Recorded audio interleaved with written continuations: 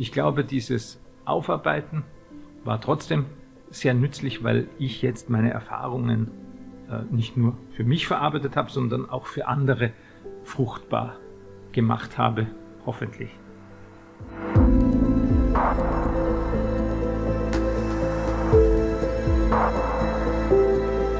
Ihr letztes Buch, Das Wunder von Malz, hat den Südtiroler Pestizidprozess losgetreten.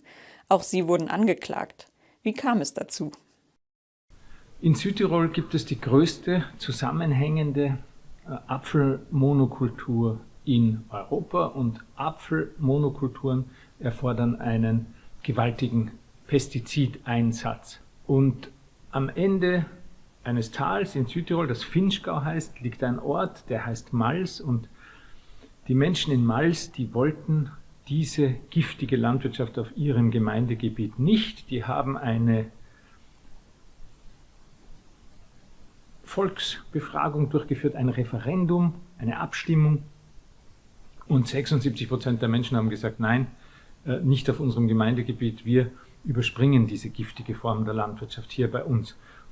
Die Malser ihrerseits, die Dorfbewohner, haben sich mit einem Feuerwerk der Ideen gegen diese Zerstörung ihres Lebensraumes aufgelehnt, und ich habe darüber einen Kinofilm gemacht und ein Buch geschrieben. Und beides ist sehr populär geworden, in Deutschland, in Österreich, in der Schweiz, und das hat die Apfelwirtschaft, die Lobby der intensiven Landwirtschaft in Südtirol ungeheuer geärgert und provoziert.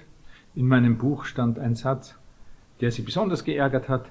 Da spreche ich von Tötung durch Ignorieren von Fakten, durch vorsätzliches Ignorieren von Fakten. Und diesen Satz haben sie dann zum Anlass genommen, einen Gerichtsprozess gegen mich anzustrengen. Sie haben Strafanzeige erstattet. Nicht nur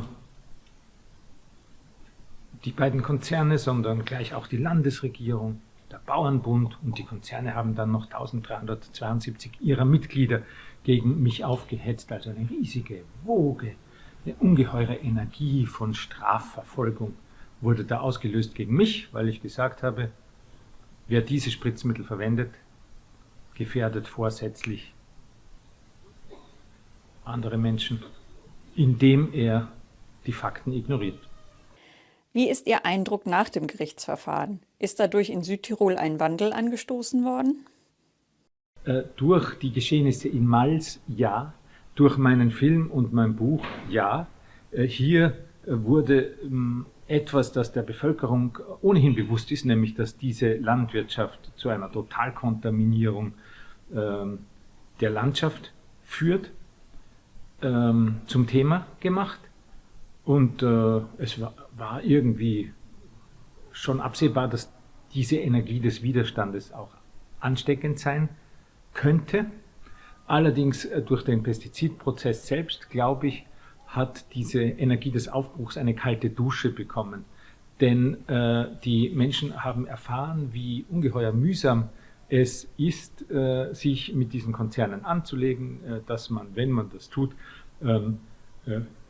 im schlimmsten Fall sich jahrelang vor Gericht verteidigen muss, sehr viel Zeit investieren muss, sehr viel Geld investieren muss, sehr viel Sorgen hat, sich fürchten muss vor gewaltigen Schadensersatzforderungen und so weiter und so fort. Ja, ich habe am Ende gewonnen, aber mit welchem Aufwand? So, also ich glaube, der Pestizidprozess hat in fast jeder Hinsicht erreicht, was er erreichen sollte. Er hat mich sehr belastet, mir sehr viel Geld aus der Tasche gezogen und hat der Bevölkerung in Südtirol ganz viel Angst gemacht. Der Rechtsstreit um das Wunder von Mals war mit viel psychischem und finanziellem Druck verbunden. Eine Verurteilung hätte sie ruiniert. Wie sind Sie damit umgegangen? Der finanzielle Druck bestand einerseits darin, dass in dem Fall, dass dieses Verfahren verloren wird, 1372 Obstbauern Schadenersatz fordern können. 1372 mal 1000 sind 1,3 Millionen Euro. Die finanzielle Last bestand aber auch darin, dass ein solcher Prozess ungeheuer viel Geld kostet, dass man in Italien, anders als Österreich, auch am Ende nicht zurückbekommt, auch dann nicht, wenn sich herausstellt, dass man völlig unschuldig ist. Und natürlich muss man ungeheuer viel Zeit investieren in so einen Prozess, die man als Freiberufler in andere Dinge nicht mehr investieren kann. Das heißt, das Ganze war ein finanzielles Fiasko, gekoppelt mit einer großen finanziellen Bedrohung. Viel schlimmer aber als diese finanzielle Frage ist die psychologische Belastung. Und da gibt es viele Facetten. Ich möchte nur eine erwähnen, die besonders schmerzhaft ist, nämlich wenn Menschen, die vorher Mitstreiter waren, plötzlich sich in alle Winde zerstreuen, plötzlich sehr leise werden, plötzlich so tun, als ob sie das alles nichts mehr anginge. Also diese Teilnahmslosigkeit mancher Menschen, dieses donnernde Schweigen ist sehr, sehr schmerzhaft und kann zu einer dauerhaften Eintrübung des Weltbildes führen. Aber das ist auch ein Grund, warum ich dieses Buch geschrieben habe, um Leute darauf vorzubereiten, was auf sie zukommt, wenn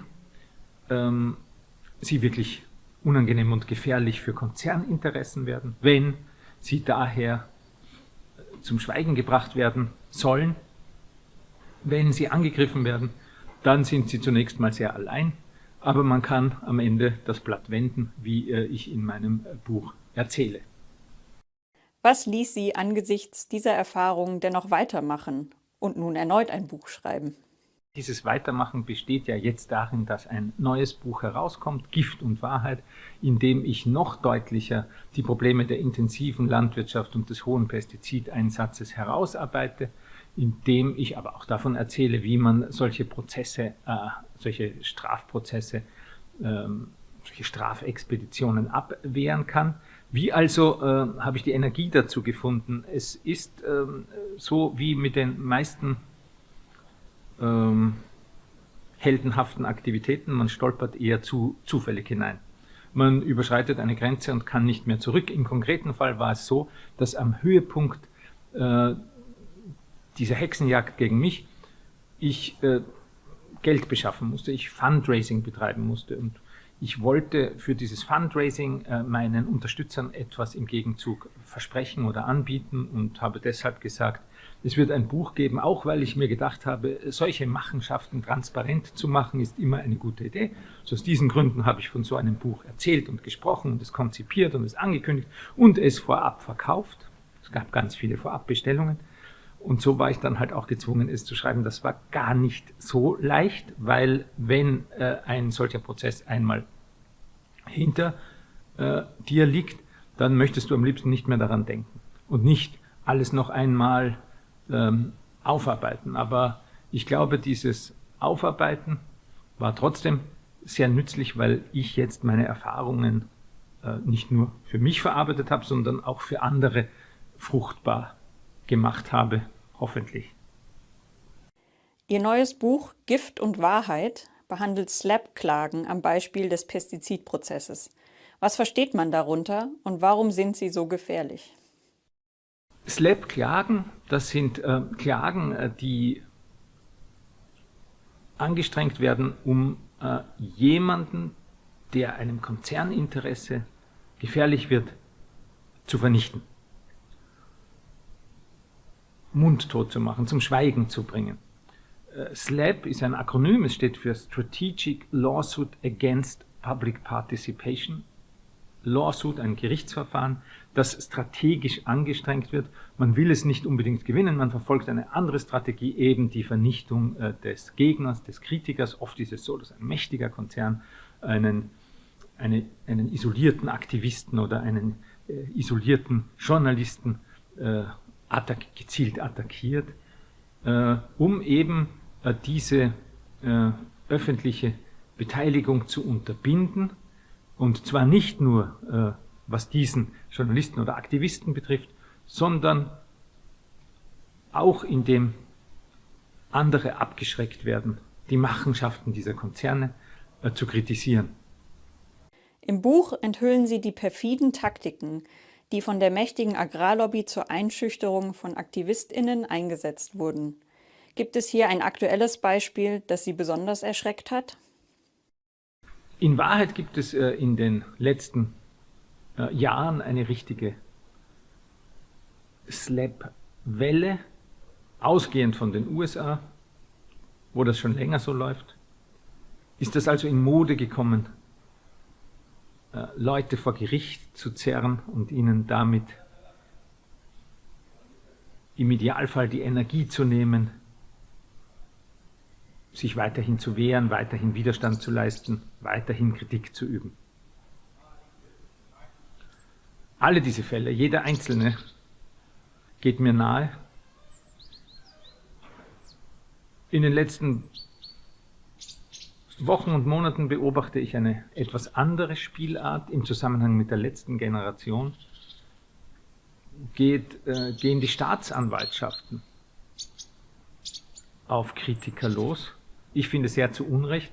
Wir haben ja verstanden, was mit der Klimakrise auf uns zurollt.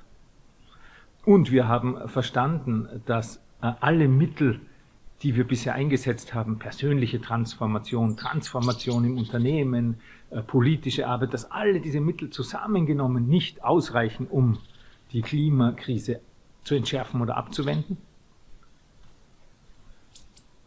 Und es ist daher für mich sehr nachvollziehbar, dass die Menschen nach neuen Protestformen suchen. Der Schaden, den sie anrichten, ist absolut minimal. Irgendjemand verliert eine halbe Stunde oder Stunde Zeit. Aber diese Kritiker werden kriminalisiert. Man packt die Strafrechtskeule aus, um auf sie einzudreschen. Also das schockiert mich im höchsten Maße. Und wir werden sehen, wo das hinführt.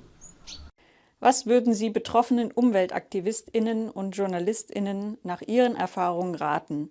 Wie geht man am besten mit SLAPP-Klagen um? In unserem Fall hat es sich als sehr, sehr gut erwiesen, möglichst offensiv damit umzugehen, also möglichst viel Öffentlichkeit zu erzeugen und